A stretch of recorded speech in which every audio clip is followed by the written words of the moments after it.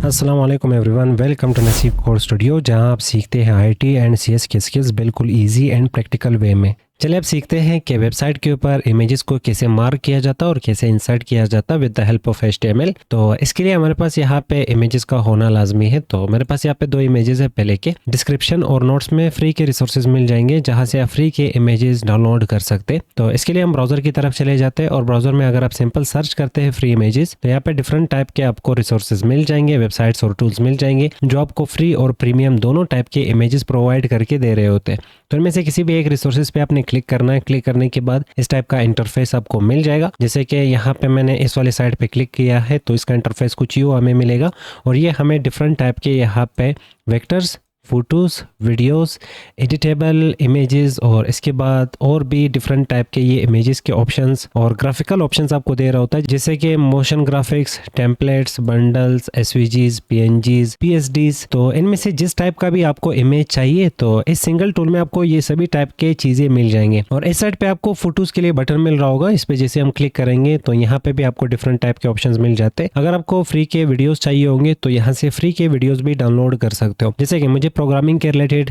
Image चाहिए होगी तो मैं यहाँ पे सर्च करता हूँ प्रोग्रामिंग हमने सर्च करना है। ये वाली जो विंडो आ जाती है इसे हम क्लोज करते हैं। इनमें जो भी प्रोग्रामिंग की इमेज आपको ठीक लगे आप सिंपल उस प्रोग्रामिंग इमेज पे क्लिक करेंगे। इसमें से कुछ पेड इमेजेस भी होंगे जिसके लिए आपको इनका प्रो वर्जन और प्रीमियम वर्जन खरीदना होगा। फिलहाल अब ये फ्री इमेज है तो हम इस पे क्लिक करते हैं। क्लिक करने के बाद ये 5 सेकंड का यहाँ पे टाइम ले लेता है और 5 सेकंड में आपका जो इमेज है वो यहाँ पे डाउनलोड होना स्टार्ट हो जाएगा। वापस यहाँ पे पीछे चले जाते।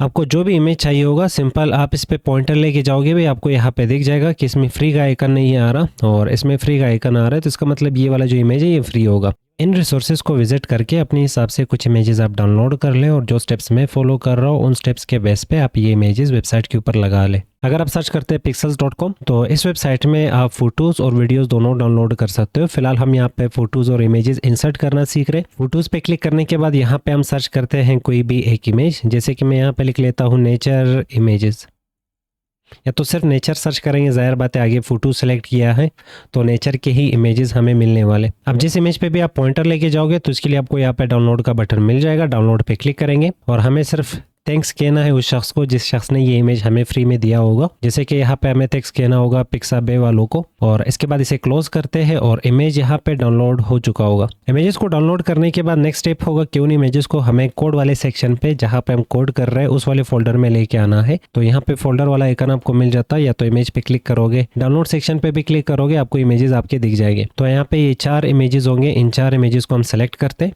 Ctrl+X हमने कट करना है, इसे क्लोज करके हमने चले जाना है कोडिंग वाले फोल्डर की तरफ। हमने हमेशा अपने रिसोर्सेज को तरतीब देना है, ऑर्गेनाइज करना है। जैसे कि इमेजेस है तो इमेजेस को हमने इमेजेस वाले फोल्डर के इनसाइड ही रखना होगा। अगर इन फ्यूचर हमने वीडियोस इंसर्ट करने, अपने वेबसाइट पे वीडियोस दिखाने हैं तो इसके लिए वीडियोस नाम का फोल्डर बनेगा और इसमें फिर हम यहाँ पे वीडियोस रख सकते हैं। तो इससे हमारे जो फाइल्स है वो मिक्स नहीं होंगे। फिलहाल वीडियोस नहीं है तो इसे डिलीट करते हैं। इमेजेस वाले फोल्डर पे डबल क्लिक करेंगे और जो इमेजेस हमने कट किए थे वो यहाँ पे पेस्ट करते हैं। अब जाते हैं यहाँ पे कोड की तरफ। तो VS कोड को ओपन करके जिस फोल्डर में हमारे इमेजेस पड़े होंगे वहीं पे हम कोड कर रहे हैं। तो यहाँ पे इमेजेस को इंसर्ट करने के लिए HTML में हमें img टैग को इंसर्ट करना होगा।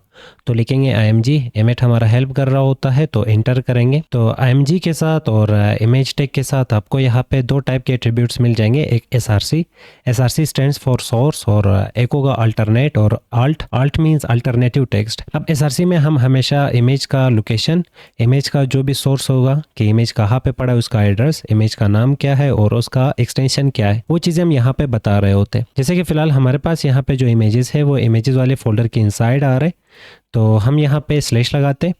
स्लैश लगाने के बाद इमेजेस वाले फोल्डर की तरफ जाना है और यहाँ से इमेज को सेलेक्ट करेंगे। सिलेक्शन के बाद स्लैश वापस हम यहाँ से हटा लेते हैं। अब राइट क्लिक करके ओपन विद लाइव सर्वर से इस वाले साइट को हम रन करते हैं और कोड को रन करते, तो हमारा जो इमेज है वो यहाँ पे हमें दिख जाएगा। अब ये इमेज काफ़ी ज़्यादा लेंथी है, इसका विड्थ और हाइट हमने कंट्रोल करना है तो इसके लिए हम CSS भी लिख सकते। फिलहाल यहाँ पे हम टेम्परेरी विड्थ और हाइट इसके लिए सेट करते, तो यहाँ पे हम लिखते हैं विड्थ लिखने के बाद 500 पिक्सल्स हम यहाँ पे इसे वैल्यू देंगे, तो ये एट्रीब्यूट होगी और ये इसकी वैल्यू। सेम इसी तरह हम इसके लिए हाइट भी सेट कर सकते हैं, तो यहाँ पे मैं लिखता हूँ हाइट 100 पिक्सल्स। चले जाएंगे वापस वेबसाइट की तरफ और यहाँ पे हमारा इमेज हमें दिख रहा होगा कि इमेज यहाँ पे स्ट्रेच हुआ पड़ा है। अब इमेजेस के लिए यहाँ पे एक चीज़ होती है जिसे हम एस्पेक्ट रेशो कहते हैं।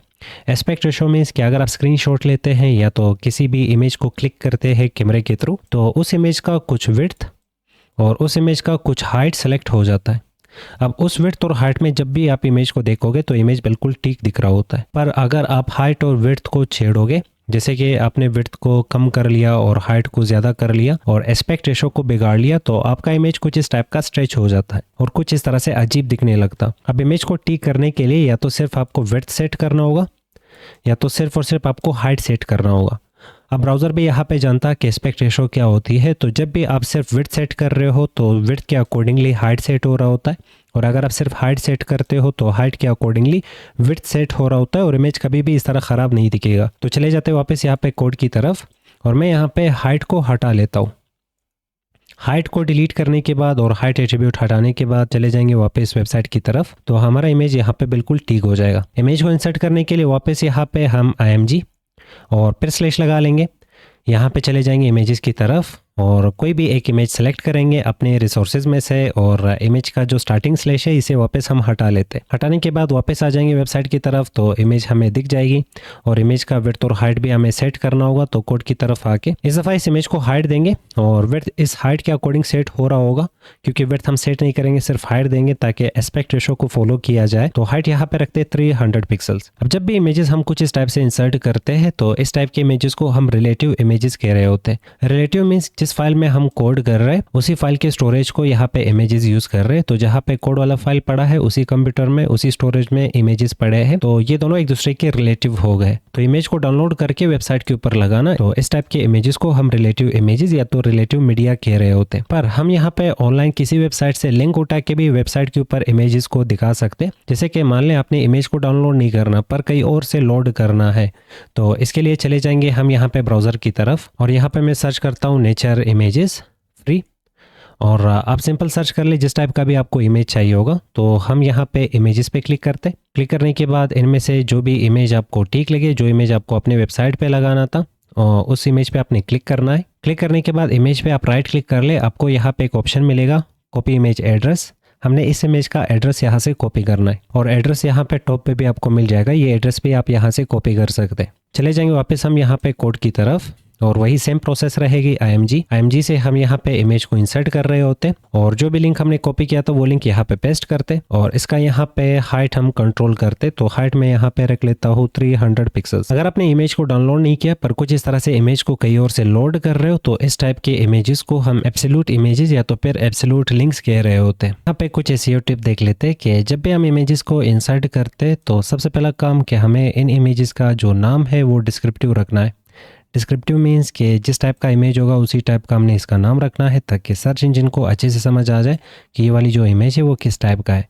तो जो भी इस टाइप के इमेजेस सर्च करेंगे तो उसके सामने सजेशंस में इंडेक्सिंग में ये इमेजेस आ जाएंगे और ये चीज़ हर एक फाइल पे हर एक मीडिया पे काम कर रही होती, चाहे वो HTML का डॉक्यूमेंट हो, इमेज हो, वीडियो हो, ऑडियो हो, PDF हो या कुछ भी। फिलहाल अगर हमें यहाँ पे इमेजेस का जो नाम है वो डिस्क्रिप्टिव रखना है तो यहाँ पे आप AI का भी हेल्प ले सकते हैं। जैसे कि मेरे पास यहाँ पे ये इमेज है, इसका मैंने नाम यहाँ पे कुछ इस टाइप का तो नहीं रखना कि यहाँ पे हम रखते IMG1 इंटर करते। IMG1 यहाँ पे कोई भी सेंस नहीं बना रहा और ना ही यहाँ पे ये SEO फ्रेंडली नाम है। इसको नाम देने के लिए अगर आपको समझ आती कि इमेज किस टाइप का है और क्या डिफाइन कर रहा है और किस टाइप का इमेज आपने सर्च किया था जो आपको ये मिला, टाइप का आपने इसका नाम रखना है। और इसके लिए आप AI का भी यूज कर सकते हैं। सिंपल आप ब्राउजर की तरफ चले जाए, ChatGPT या तो फिर जेमिनी को सर्च कर ले, प्लस बटन पे क्लिक करेंगे, हम यहाँ पे फ्री में इसे इमेजेस अपलोड करके दे सकते। प्लस पे क्लिक करके हम यहाँ पे फ्री में इमेजेस यहाँ पे अपलोड कर सकते और ये इमेज मैं इसे दे देता हूँ। यहाँ पे ओपन पे क्लिक करते। अब जैसी इमेज आपने यहाँ पे अपलोड कर लिया, नेक्स्ट आप एक छोटा सा कमांड यहाँ पे लिख ले, वो उर्दू में भी आप लिख सकते हैं, जैसे कि give me SEO friendly descriptive name for this image और रन पे क्लिक करते हैं। अब कुछ ही देर में ये आपको यहाँ पे डिफरेंट टाइप के नाम सजेशन में दे देगा कि इस इमेज के लिए डिस्क्रिप्टिव नाम क्या क्या हो सकते हैं। हमें यहाँ पे कुछ नाम मिल चुके हैं, इनमें से जो भी नाम आपको ठीक लगे आप सिंपली वो नाम इस तरह सेलेक्ट करेंगे और हमने यहाँ पे एक्सटेंशन से जस्ट पहले तक इसे सेलेक्ट करना है, कॉपी करना है। कॉपी करने के बाद चले जाएंगे वापस फोल्डर की तरफ, इमेज को सेलेक्ट करके अपने कीबोर्ड से F2 की प्रेस करेंगे और Ctrl+V वो नाम हमने यहाँ पे पेस्ट करना है। पर हाँ, अगर यहाँ पे आपको स्पेसेस मिल जाते हो तो वो स्पेसेस आप रिप्लेस कर सकते हैं हाइफन के साथ।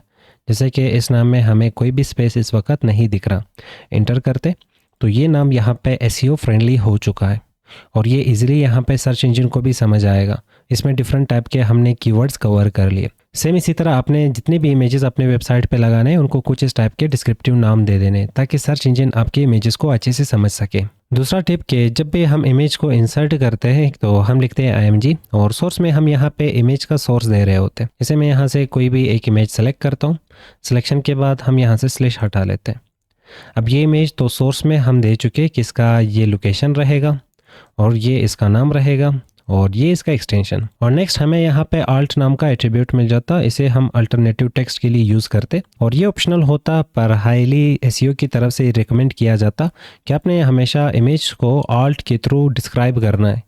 अगर किसी भी वजह से इमेज लोड नहीं हो पाता, सर्वर में प्रॉब्लम और इश्यू की वजह से इमेज लोड नहीं हो पाता, तो वहाँ पे खाली डब्बा दिखाने की बजाय आल्ट टेक्स्ट और डिस्क्रिप्टिव टेक्स्ट दिखाया जाए और इसके थ्रू हम इमेज को डिस्क्राइब कर रहे होते। जैसे कि ये एक प्रोग्रामिंग इमेज है तो हम यहाँ पे लिख लेते प्रोग्रामिंग HD इमेज या तो वॉलपेपर फॉर डेवलपर्स, और हमने यहाँ पे एक सिंपल सा डिस्क्रिप्शन इस इमेज के लिए लिखा।